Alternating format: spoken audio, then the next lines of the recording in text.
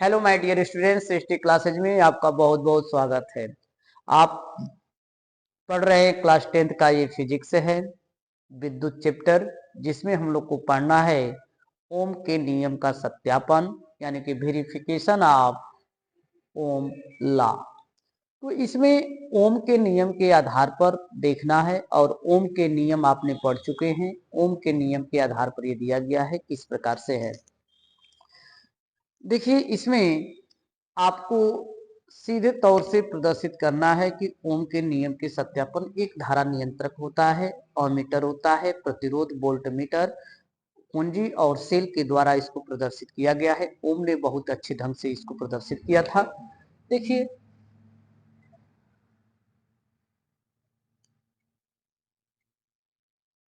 एक कुंजी है, फिर इसके बाद एक बैटरी है, बैटरी के बाद जो है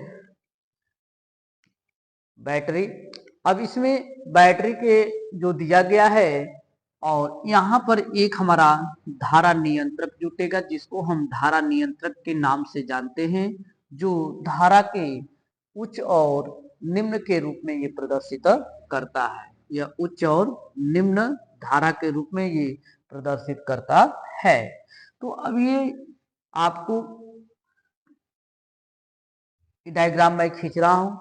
फिर यहाँ पर एक जो है आपको ओमीटर लगेगा। यहाँ पर जैसे ऐसे दे दिया जाता है, इसको जो है आप ए मीटर भी कहते हैं। ए मीटर यहाँ पर जोड़ दिया जाएगा, या इसे हम ओमीटर के नाम से भी जानते हैं। किसके नाम से? ओमीटर के नाम से भी जानते हैं। और फिर यहाँ से एक प्रतिरोध जोड़ दिया जाता है, और इस प्रतिरोध में धारा प्रवाहित की जाती है। तो यह आपका प्लस सिरा या माइनस सिरा हो जाएगा, धारा प्रवाहित होगी। फिर इसके बाद जो है इसमें धारा प्रवाहित की जाती है, ये धारा प्रवाहित हो रही है। अब इसमें जब धारा प्रवाहित की जाएगी तो इसके आधार पर बताना है कि इस प्रतिरोध में वोल्ट मीटर को किस क्रम में जोड़ा जाता है। तो यहाँ पर ये वोल्ट है, जो यह वोल्ट आपको समांतर क्रम में जोड़ा जाता है। ये सभी ये वोल्ट क्या है? ये समांतर क्रम में है। इसको मैं वोल्ट मीटर के नाम से जानते हैं। इसको किसके? यह वोल्ट मीटर होता है, जो वोल्ट मीटर को मापा जाता है। यह आपका प्रतिरोध होता है। यह क्या है? प्रतिरोध है। और यह आपका सेल है, और यह कुंजी है, और यह धारा नियंत्रक है। ये क्या है? धारा नियंत्रक। ये धारा नियंत्रक है। ये धारा नियंत्रक है। ठीक है, ये धारा नियंत्रक हो गया। अब यह दे दिया गया है, और इसमें आपसे पूछा जाता है कि वोल्ट मीटर को किस क्रम में जोड़ा जाता है। तो वोल्ट मीटर को हम समांतर क्रम में जोड़ते हैं, और शेष जितने भी आपके यहाँ पर यंत्र लगे हुए हैं, सभी यंत्र जो है श्रेणी क्रम में जुड़े हुए हैं। एकदम ध्यान रखिएगा। अमीटर किस क्रम में जोड़ा जाता है? तो अमीटर जो है श्रेणी क्रम में जोड़ा जाता है। अमीटर किस क्रम में? श्रेणी क्रम में। धारा नियंत्रक श्रेणी क्रम में, सेल श्रेणी क्रम में, कुंजी श्रेणी क्रम में जोड़ी जाती है। अब यहाँ पर आपको देखना है कि किस प्रकार से इसका सत्यापन किया गया। अब यह ओम के नियम के सत्यापन का ये डायग्राम है, और यहाँ पर प्रदर्शित किया गया है कि किस प्रकार से होते हैं। जैसे कहा गया कि ओम का नियम केवल धात्विक चालकों और मिश्र धातुओं के चालकों के रूप में ही लागू होता है। ओम का नियम केवल धात्विक चालकों और मिश्र धातुओं के चालकों पर ही लागू होता है। तो यहाँ पर मैं लिख रहा हूं ओम का नियम, ओम का नियम, ओम का नियम केवल धात्विक चालकों, केवल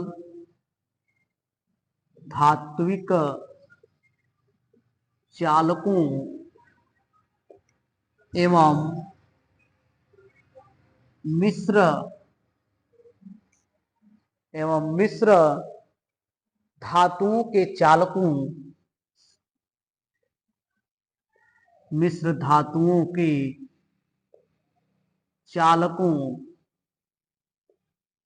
चालकों के लिए ही लागू होते हैं, के लिए ही लागू होते हैं, लागू होते हैं। फिर इसके बाद दूसरा दे दिया गया है कि दूसरा इसमें कह रहा है कि इसमें 2 नंबर में कह रहा है कि परिपथ में लगाए गए विभवांतर कैपिटल V तथा धारा I के मध्य एक ग्राफ खींचे तो एक सरल रेखा प्राप्त होता है। तो इसमें कह रहा है कि जो इसमें ग्राफ खींची जा रही है, ठीक है, इसमें परिपथ में लगाए गए विभवांतर, यानी कि परिपथ में लगाए गए विभवांतर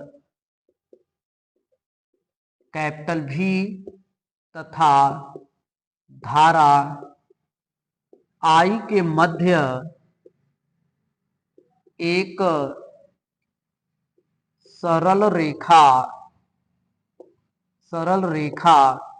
प्राप्त होता है, सरल रेखा प्राप्त होता है।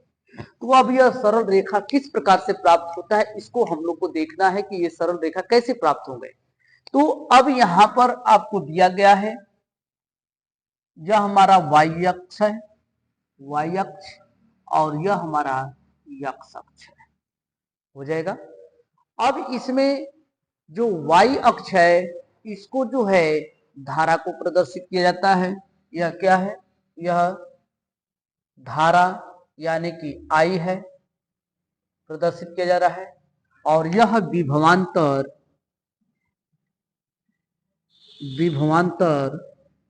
भी को प्रदर्शित किया जाता है, तथा इनके बीच में जो एक मध्य में एक सरल रेखा खींची जाती है, यही सरल यानी कि ओम के नियम को प्रदर्शित करती है। ओम जब सरल रेखा में जाएगी तो एक उसमें धारा नियंत्रक यानी कि धारा जो है एक समान से प्रवाहित हो गए। तो अब यही क्या है, R बराबर V अपान क्या हो जाएगा, I हो जाएगा। ये सरल रेखा है, सरल रेखा प्राप्त होती है। ये ओम का नियम बता रहा है, ओम बता रहा है। एक तो कौन बता रहा है, ओम बता रहा है। तो ओम जब बता दिया तो इसमें ओम को सत्यापित करने के लिए कहा गया था कि क्या क्या जुड़ते हैं इसमें, बैटरी, ओमीटर, धारा नियंत्रक, कुंजी तथा प्रतिरोध तार को परिपथ आरेख के अनुसार श्रेणी क्रम में जोड़ते हैं। किस क्रम में जोड़ते हैं, श्रेणी क्रम में जोड़ते हैं।